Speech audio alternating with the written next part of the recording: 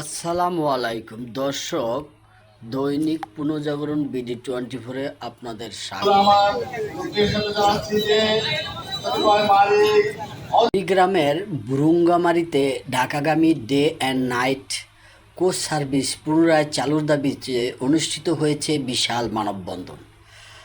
আজ শনিবার দুপুরে বুরুঙ্গামারী বাসস্ট্যান্ডে বিএনপি ও সর্বস্তরের জনগণের উদ্যোগে এই কর্মসূচি পালিত হয়।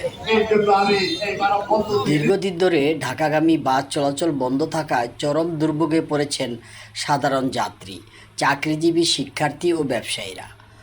বক্তারা বলেন, রাজধানীর সাথে সরাসরি যোগাযোগ বন্ধ থাকায় এলাকায় অনৈতিক ও সামাজিক কার্যক্রম মারাত্মকভাবে ব্যাহত হয়েছে।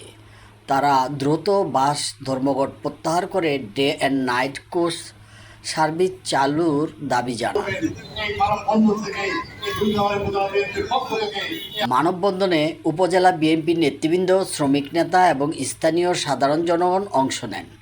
Day and night coach service চালু চাই এবং বুরুঙ্গামারীবাসীর যাতায়াতের নিশ্চয়তা নিশ্চিত করতে হবে, এমন স্লোগানে মুখরিত হয়ে ওঠে পুরো বাসস্ট্যান্ড এলাকা। এখন দেখার বিষয়, সংশ্লিষ্ট কর্তৃপক্ষ জনগণের এই দাবি কত দ্রুত বাস্তবায়ন করে।